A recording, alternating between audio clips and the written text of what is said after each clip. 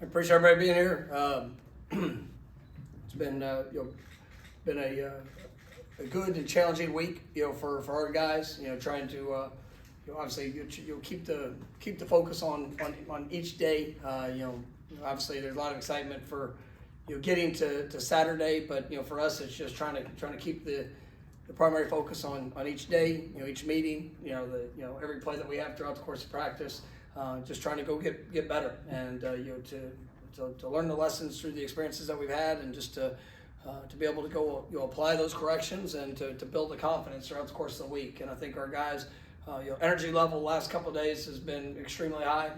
There's a fight and a determination to see their best show up, and that's what we're all striving for. It's I've been proud of them for just the mentality of what they're bringing, and the way that they're embracing their own challenge, because there's no every one of these guys want to go out and be successful individually, collectively as a team, and just be able to represent this program in a certain fashion. So we got a great group, and I do like I said, I love coaching each of the individuals to see in their pursuit of improvement, and I'm excited to see how this week continues to unfold. But they have done a nice job of keeping that primary focus.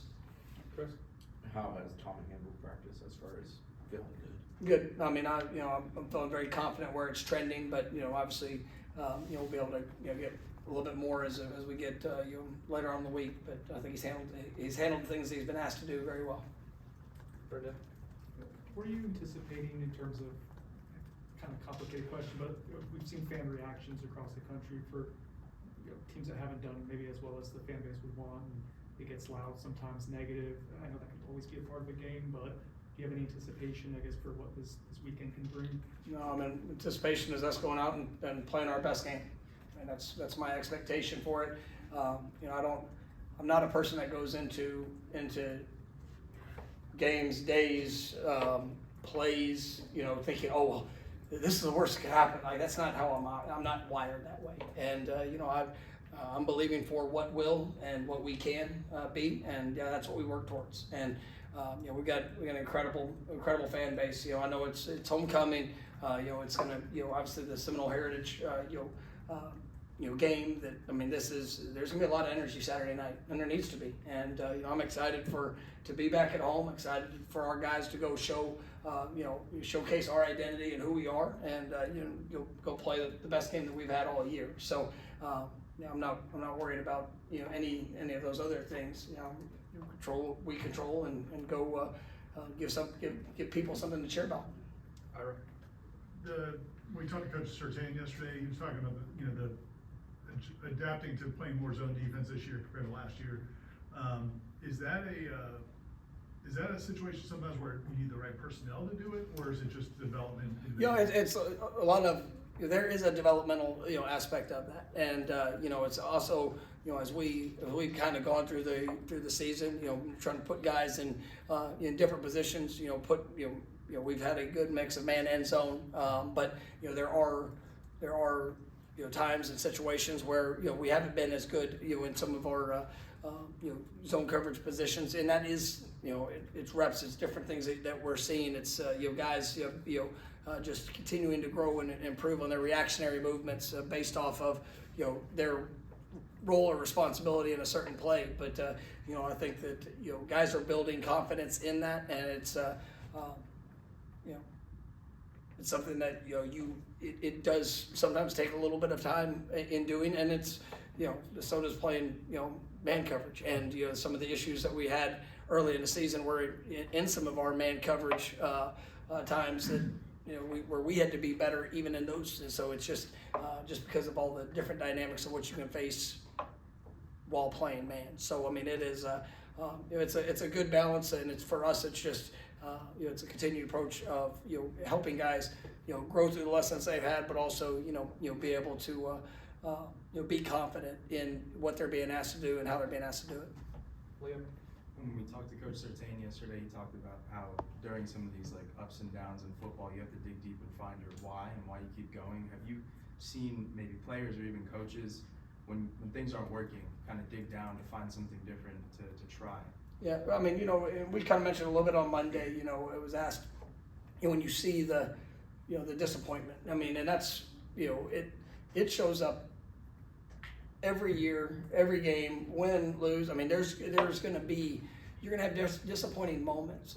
And, when sometimes things, stack upon each other, it does continue to build. And, I try to tell our teams, and try to tell, myself, my family, anybody that I love, that, okay, man, stay true to who you are. And, that why, I mean, that's a driving force. Like, you need to stay true to your why when you have however many game win streak you have. You need to stay true to that, because if not, you will get caught up. You'll get distracted. You'll get further away from all the best of your purpose. And yes, when you find challenging times, that's something that's pinpointed. And I mean, it's you'll see it in different perspectives, good and bad. I mean, you look at a situation. I know I was asked on Monday or last week about a sideline confrontation or emotional moment. That's, oh, well, what does that mean? I mean, trying to help somebody grow and get better in a situation moment, and how they handle it, how we handle it. That's one thing. I've also had those when you're winning in a game, and outside perception is something totally different. Oh, well, this is that. I mean, remember Deuce Spann a few years ago, we're playing Miami, and probably the same exact situation shows up, but how was that perceived? Oh, just because things are good, well, that's a different. No, it's the exact same. It's because it's for the individual staying true to who they are, even in that disappointing moment but the outside might view it a certain way. For who we are on the inside, it's still about that individual staying true. Man, make sure you pour in everything that you have, and because you're gonna have, whether you win the game or lose the game, there's gonna be good and bad moments. But what you do with those, where do you go in those, and then how are you going to be able to take that experience and grow and take a step better? And that's what I'm looking for, and that's what we're continuing to emphasize with the players. Yes, it hurts and it's sad to come up short, and to be in a, to have a stretch where we haven't been able to achieve that victory, but it can't change who you are, and you even got to dig deep into that, but just by staying to that core of your identity. Corey? You say that you need to stay true to who you are. How hard is that, though? It's hard for us, and we're older. How hard is it for a 20-year-old to? It is. I mean, it's challenging, and I would say that even over the last however many years you want to say it, I mean, it makes it even more difficult, because where are they getting the value? I mean, we all want to be affirmed. Like, you want to be affirmed by people that say you do a good job writing articles, or how you cover something, or doing this. Players want to be affirmed by hey, you do a good job in this. So whenever you don't receive that, it's like, sometimes you'll see guys starting to search, and they'll start feeling they have to be somebody different, rather than just staying true to that and working to just get better. And I mean, you can do that, in your personal life. You can do that when it comes to athletics and sports. But it is a challenge, and that's where, and one of the things I'm actively doing, and I've tried to do throughout my coaching career, is meet guys where they are. And you can always desire where you want them to be, but you got to meet them with where they are. If you skip over the steps, then obviously there's that disconnect can show up, and so you got to just be true to that and help remind guys through the process. And for a guy that's a second, third year player, sometimes that's going to be a little different than the guy that's in his last year of eligibility, or different than the guy that just got on campus. And so just being able to try to reflect on that, connect with guys on that, and that is even with just my my role right now, I'm trying to be so much more hands-on in that to help guys through what has been a difficult last month. All right. Going back to the secondary, not having Jabrell last week, and you've already been down with Quindarius, like, how big of an impact has that been? And if having him back, like, what does that do for the secondary? No, I mean, it's big for us, and I appreciate those guys in the secondary. I mean, we have our depth has been tested, and really what's challenged that is just even some of the moving parts that go to it. We had, I know just a prime example. You take Shamar. I mean, he was the couple weeks prior. He's really having a big focus there at the field safety position. Seeing some positive steps. And then we lose a corner, and it was what we felt was in best interest for him to be able to get back out there, and once Q went down, to get back out at corner and to be able to provide just that his ability in that position, just something we had a little bit better foundation of.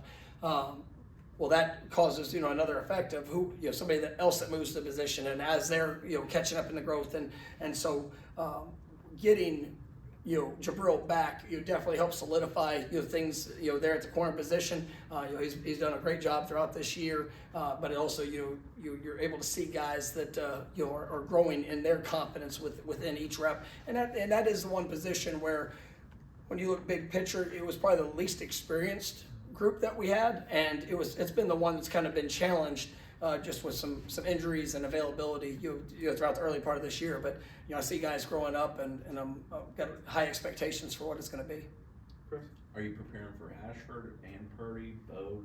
Yeah, we're preparing for both. I mean, expecting I'm sorry to cut you. I mean, but like that's you saw last game. Obviously, Purdy started the game, but then I think second series, Ash was in, and he's obviously a dynamic player. I think he's been dealing with some injuries here as of late, but both guys we have to be ready, prepared for, and then adapt and adjust for what shows up throughout the game. Does it operate differently with the two of them? No, I'd say operation is not different. Obviously the players are they have their strengths and things that they rely on through it. But I mean, big picture operation is they'll do all with both. With Tommy, with some of the issues he's had with his ankle or leg area the last couple of weeks, when he's not 100%, just given the way he plays and his athleticism, I mean, how is that limiting for what you guys can do as play designs or just his even instincts just to take off and run? Yeah, I mean, I think there's things that you try to be aware, just in all situations, and and Tommy. He's done a really good job of getting himself prepared and ready for games. And if you ask him, there's not going to be a whole lot that he's going to say is limiting him. But we also try to be aware in those situations, and it comes up in the course of a game. That there's times where you try to eliminate any excess contact. And Tommy's doing a good job of kind of protecting himself. You look back early in the season, and I think in the first game he runs for over 70-something yards, has, whatever it is, 15 carries, but really never, avoided the big hits. And, but as you have things in for a season that build up, just try to make sure we're putting this team in the best position. And I think Gus has done a good job with that. We have time for two more, Aslan. A defensive play caller can, do some more man coverage, more zone coverage in terms of options. Offensive coordinator can decide to try to run the ball more, have to throw the ball more, I guess. When you're trying to manage emotions overall of a football team, you talked about playing with an edge going into the season. Last week you mentioned you want the guys to kind of cut loose, play and have fun and enjoy the game. Is it a week-to-week thing when you're trying to manage their emotion? No, I mean, I think it's still for those two examples, that's still the same to me. You play with an edge. I mean, you step on that field, it's everything that you have to go be and enjoy what you get to do. And I think that sometimes we people will allow results to almost hold us back. And sometimes when you find negative results and you don't want that to continue to happen, you'll see hesitation that will show up from time to time. You'll see guys that with all the right intentions just almost pump the brakes just a little bit, for the fear of what could happen or what you don't want to happen. And for me, you play with an edge. You play with the desperation to go be the best that you can be, man, to go fight to win on every single play. And then, how you respond to the good or the bad. I mean, that's dealing with the emotion. That's dealing with, the things that, are going to show up, on a daily basis. And for me, and that's where, with all coaches, we are responsible in helping our guys. That's why I said meet them at where they are. And it's just every kid's going to handle different situations in their own unique way, and we've got to be great in connecting with them and helping them through that so that they can cut loose, have fun, and go show the world who they are. Last one, Corey. When you were hired, you talked about special teams kind of being a culture. It shows the culture of a program. How, I guess we're not in practice anymore, so I wanted to ask a two-parter. How much do you guys practice special teams now compared to the past? And the reason I ask is, you've had one kick returned on you all year. You've had one punt returned on you all year. Like, does it matter as much anymore with the way the kicking game is in college football? Like, there's just no real chance to hit big returns. Well, it doesn't matter until it matters. Well, good point. Yeah. So I mean, that's we still make a strong investment in our special teams, and it really, to say it's changed a whole lot now. There's certain aspects of going into a game that, hey, maybe we won't emphasize this particular unit as much because of what we expect to see or what we expect to happen, but it's still where can you create the edge? And we've had good moments, we've had bad moments in special teams this year, and it's something that throughout 6 years, I mean, that's been probably a highlight big picture. You find different times where it's been good and bad, but ultimately I do believe that it's a core and foundational element of our program, and that's where we want that to be a strength. We want to see our best players being able to make an impact in those units. This year, I mean, we've had multiple 20+ yard punt returns that we've been able to have, and that's something I do attribute to the work that our players have put in. Some of the skills and that they have. But we've not had as many kick returns, opportunities. We've not had as many kick coverages, but it only takes one, and so you got to prepare yourself for that one, for that moment, and make sure that your best is showing up when you get those opportunities. All right, thank you, Coach. All right, thank you guys. Y'all have a great day.